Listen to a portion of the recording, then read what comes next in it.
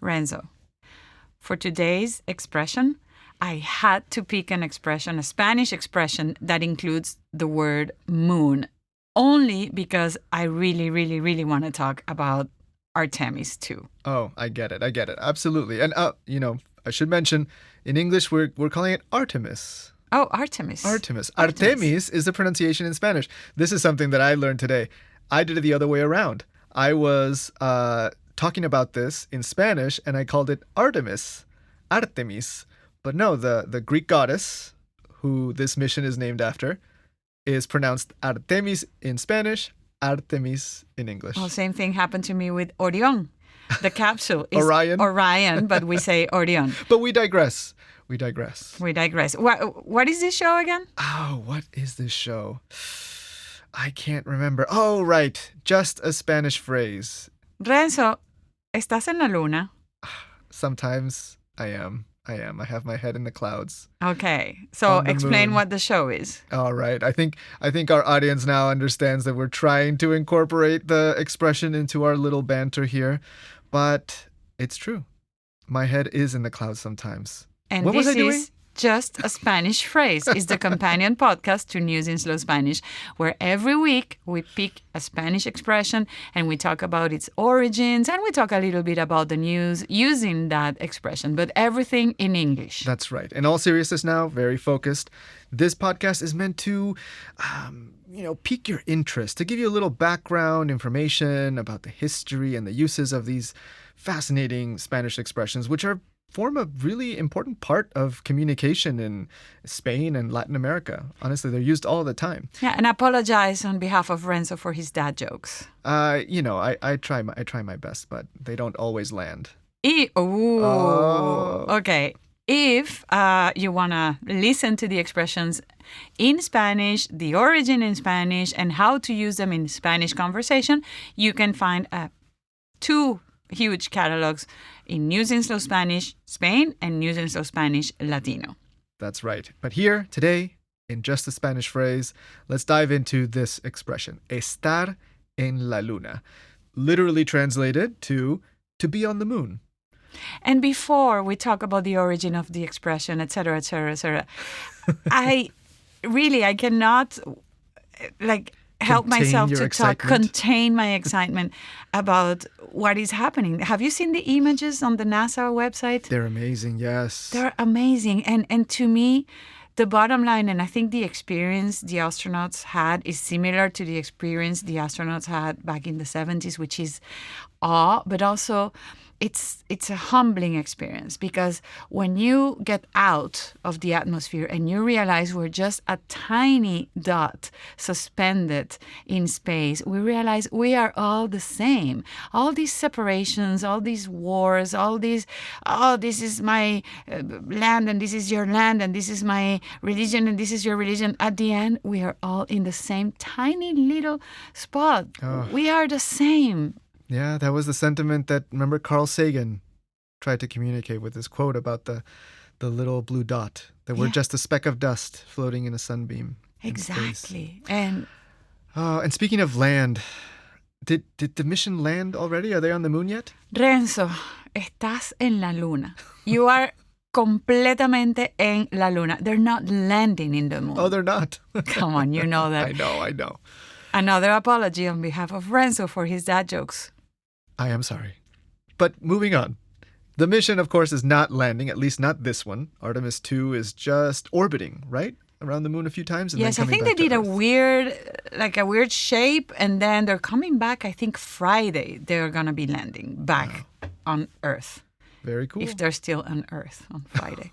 Sorry. No, let's keep it light. We're trying not to be gloomy. That's why we picked a very nice news. And inspirational, like you said. This is the kind of thing, space exploration and thinking about the astronauts who are often, in this case, this is a team of American astronauts, a NASA mission, but so often in the last 50 years, since the original space race, we have seen so much collaboration, international collaboration, the International Space Station.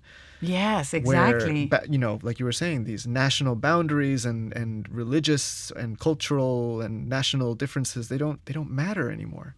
Yeah, exactly. On the other hand, you know me, I'm a little bit on the fence of spending so much money in, space exploration. When we have so many problems here at home. Yes, and also all Yeah. the space debris we're dropping in space.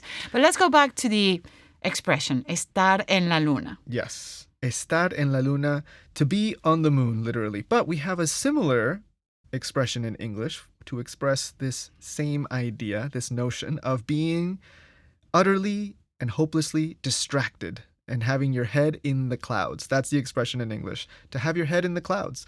And it has, if you think about it, a really similar imagery, being somewhere far away. And that's really what the expression is telling you. It's funny. I don't know if you know the origin of the English one. I know we're going to talk about the Spanish one, but having your head in the clouds? Yeah, does No, it I have actually anything don't. to do about... No, I have no idea, but it made me think of somebody smoking, you know.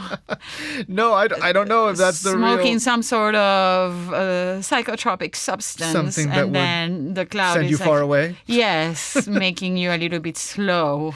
Perhaps there's a connection there. But in this case, estar en la luna, to be on the moon, it's the same idea. Basically, you're here physically, maybe right in front of me, but your head, your mind, is somewhere else, far away. Now, why the moon, though? This is great. I love the origin for the Spanish version that we're talking about today. Estar en la luna actually comes from a very old phrase from the Middle Ages in Spain. The full phrase used to be estar en la luna de Valencia. Wow, okay. In the Valencia moon? Mm-hmm.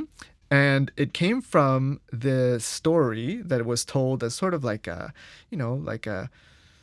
bit of popular wisdom to teach people to pay attention to their surroundings and to keep track of time, because Valencia was a walled city and it had, the story goes, gates that would close at 10 p.m. sharp. And so if people that were traveling on the roads in Spain were trying to make their way to Valencia, they better keep track of time, because if they got there after 10 p.m., they would have to sleep outside by the light of the moon. Wow, so you were in the light of the moon. Of Valencia. That means you were... you were distracted. Yes, you had your head in the clouds and you couldn't make it Exactly. on. This is fascinating. And over time, they dropped the Valencia because estar en la luna was enough to denote, right, to express the idea that you're distracted, that your mind is somewhere else. And because your mind is somewhere else, you probably lost track of time or you missed some important details and now you're locked out of the city. This is unrelated, but a little bit related.